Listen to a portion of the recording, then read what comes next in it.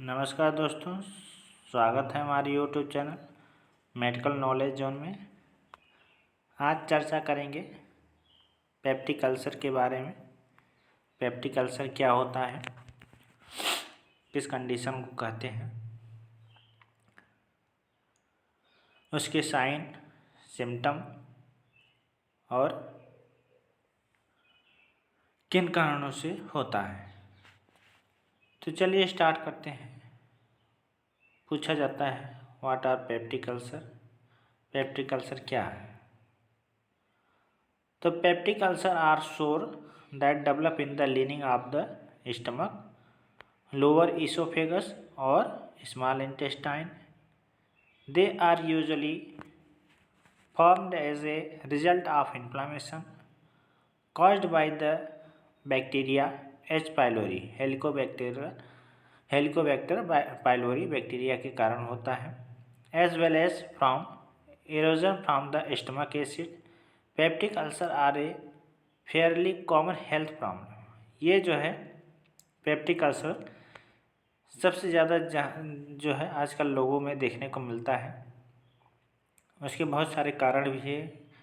तो इसमें क्या होता है इस कंडीशन में कि स्टमक की जो वाल है उसमें इरोजन हो जाता है, छिलन हो जाता है, चाहे लोअर इसोफेगस हो, चाहे स्मॉल इंटेस्टाइन हो, चाहे स्टमक हो। तो इसमें जो है घाव हो जाता है। एक सरल भाषा में समझे तो घाव हो जाता है, छिल जाती है, जो लेयर होती है अंदर में म्यूकस मेम्ब्रेन वाली वो छिल जाती है, जिसके कारण से जो है व्यक्ति कुछ भी खा पी नहीं पाता है।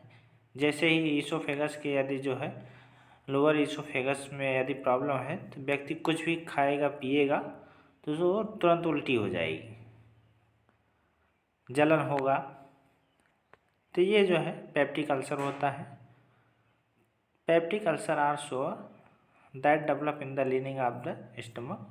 स्टमक की जो लेयर है ये लोअर ईसोफेगस में और स्मॉल इंटेस्टाइन में भी हो सकता है। They are usually from result of inflammation. इसके कारण क्या होता है, सूजन हो, स्वेलिंग हो जाती है, इन्फ्लामेशन हो जाता है।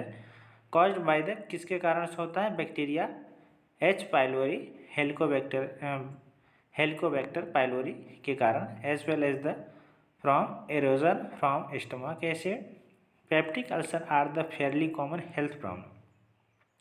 सबसे ज़्यादा जो है पेप्टिक अल्सर ही देखने को मिलता है। इसके बाद है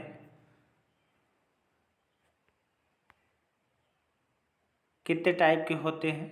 तो they are 3 type of peptic ulcer. एक है गैस्ट्रिक अल्सर, दूसरा है इसोफेजियल अल्सर और थर्ड है डिड्यूनल अल्सर। तो गैस्ट्रिक अल्सर में बताया गया है कि ulcer that develop inside the stomach. Stomach के अंदर साइड में डेवलप होता है ये अल्सर। ईसोफेजियल अल्सर जो है ulcer that develop inside the oesophagus. ये ईसोफेगस के अंदर साइड में होता है, जो वाल होती है अंदर साइड की उसमें देखने को मिलता है, इरोजन हो जाता है, छिल जाता है। और थर्ड है duodenal ulcer, ulcer that developed in the upper section of the small intestine. जहाँ से स्मॉल इंटेस्टाइन स्टार्ट होती है वहीं पे उसके ऊपरी सेक्शन में देखने को मिलता है, कॉल्ड द ड्यूडिनम। उसको ड्यूडिनम का पार्ट कहते हैं, जहाँ से स्मॉल इंटेस्टाइन जुड़ती है। तो lower end of the duodenum and first part of the intestine के जहाँ से दोनों जुड़ते हैं उसके ऊपरी ही ड्यूडिनम वाले पार्ट में कहा गया है, इसीलिए उसका नाम पड़ा है ड्यूडिनल अल्सर। इसके बाद देखते हैं, ये है 3 टाइप के हो गए। अब causes of the peptic ulcer, क्या कारण है पेप्टिक अल्सर के। तो बहुत सारे कॉजेज होते हैं। Different factors can cause the lining of the stomach, the oesophagus and small intestine to break down. बहुत सारे फैक्टर होते हैं जिसके कारण स्टमक की लेयर होती है या इसोफेगस की लेयर या इंटेस्टाइन की लेयर जो होती है वो ब्रेक डाउन होने लगती है, टूटने लगती है। छिल जाती है, टूट जाती है, जिसके कारण से। और उसका जो कॉज बताया है हेलिकोबैक्टर पाइलोरी, एच पाइलोरी जो है हेलिकोबैक्टर पाइलोरी है, a type of bacteria that can cause stomach infection and inflammation. इसके कारण क्या होता है, स्टमक में इन्फेक्शन हो जाता है और इन्फ्लामेशन देखने को मिलता है, स्वेलिंग हो जाती है। इसके बाद है फ्रीक्वेंट यूज ऑफ एस्प्रिन। ऐसे पर्सन जो बार बार एस्प्रिन यूज करते हैं, एलोपैथी मेडिसिन, आइबुप्रोफेन जो लोग यूज करते हैं, एंड अदर इन्फ्लामेटरी ड्रग्स जो स्वेलिंग को कम करती है, ऐसी मेडिसिन जो लोग डेली यूज करते हैं उन लोगों में ये देखने को मिलता है। This behaviour increase the women and peoples over the age of 60। और ये जो है वुमेन्स में भी देखने को मिल सकती है और ओवर एज ऑफ 60 के ऊपर वाले एज के लोगों को भी देखने को मिल सकता है और यंग में भी देखने को मिलता है। ये बहुत ही कॉमन हो गया है आज के समय में। तो ये कॉजेज़ थे इसके। इसके बाद और अदर कॉज क्या है, स्मोकिंग है, जो लोग स्मोकिंग करते हैं उन लोगों को भी होने के चांसेस रहते हैं। ड्रिंकिंग टू मच एल्कोहल, जो लोग बहुत ज़्यादा अल्कोहल यूज करते हैं। तो अल्कोहल में क्या होता है, एसिड होता है, जिसके कारण जो है अंदर की जो लेयर होती है वो छिल जाती है, इरोजन हो जाता है। नेक्स्ट है रेडिएशन थेरेपी, जो लोग रेडिएशन थेरेपी यूज करते हैं। और उसके बाद है स्टमक कैंसर, स्टमक का कैंसर हो जाए उसके कारण भी इन्फ्लामेशन कंडीशन देखने को मिलती है वाल में। इसके बाद है देखते हैं symptoms of peptic ulcer. Peptic ulcer के सिम्टम क्या क्या देखने को मिलेंगे। तो the most common symptoms of a peptic ulcer is burning. सबसे मोस्ट कॉमन सिम्टम है बर्निंग, जलन होगी। एब्डोमिनल पेन होगा that extend from the navel to the chest, नाभि से लेके चेस्ट तक जलन होगी। Which can range from mild to severe, और ये जो है माइल्ड से लेके सीवियर भी हो सकता है। स्टार्टिंग जो है इसकी सीवियर तक जा सकती है। इन सम केसेस द पेन में वेक अप एट नाइट, रात के समय में भी जो है पेन स्टार्ट हो सकता है। स्मॉल पेप्टिक अल्सर में not produce any symptoms in the early phase, और जो छोटे छोटे अल्सर हो जाते हैं वो जल्दी जो है समझ में नहीं आते हैं, ना ही कोई सिम्टम्स देते हैं। लेकिन जब वो घाव बड़ा हो जाता है और स्पेस ज़्यादा हो जाता है स्वेलिंग वाली, तो उस जगहों पे जो है सिम्टम्स आने स्टार्ट हो जाते हैं। इसके बाद है ये था symptoms. Other sign and symptoms देखते हैं क्या क्या है। Other common sign of a peptic ulcer include, क्या क्या इंक्लूड किया गया है। चेंजेस इन एपेटाइट, भूख नहीं लगेगी, नाउजिया होगा, जी मचलाएगा, कुछ भी खाएंगे तो जो है उल्टी टाइप की महसूस होगी। ब्लडी और डार्क स्टूल भी हो सकता है, डार्क स्टूल के साथ में ब्लड भी आ सकता है। अनएक्सप्लेन्ड वेट लॉस भी हो सकता है। इंडाइजेशन की प्रॉब्लम हो सकती है।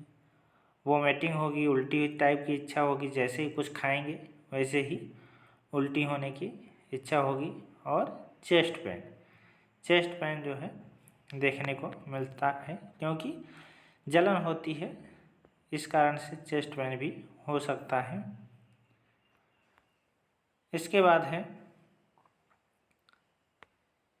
पिक्चर में बताया गया है peptic ulcer, causes of the peptic ulcer क्या क्या कॉज है। स्टमक कैंसर हो गया, हेलिकोबैक्टर पाइलोरी हो गया, ड्रिंकिंग टू मच एल्कोहल हो गया, स्मोकिंग हो गया, रेडिएशन थेरेपी हो गया, frequent use of aspirin, ibuprofen and other inflammatory drugs. इन सभी के यूज करने के कारण भी पेप्टिक अल्सर होता है। इसके बाद है eating tip to reduce peptic ulcer symptom. Enjoy 5 or 6 small meals per day. Always sit upright in a chair while eating, और rest in a few minutes before and after each meal. Enjoy your last meal or snacks at least 3 hours before bedtime. तो ये जो है reducing peptic ulcer symptoms बताए गए हैं। इसके बाद है how to cope up peptic ulcer disease, कैसे जो है उसको मेंटेन किया जा सकता है।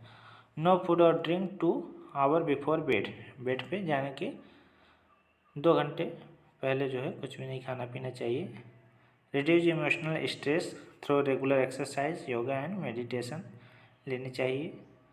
Keep food diary to track trigger foods और ईट स्मॉलर मील्स, कम खाना चाहिए। अवॉइड अल्कोहल का यूज नहीं करना चाहिए।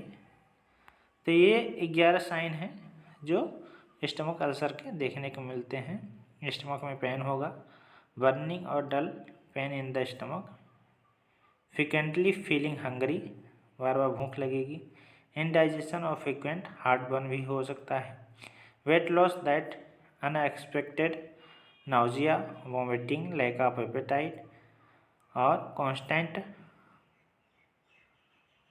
वर्पिंग्स, bloatings, frequent need of the desire to take antacid, बार बार जो है डिज़ायर होगी एंटासिड की।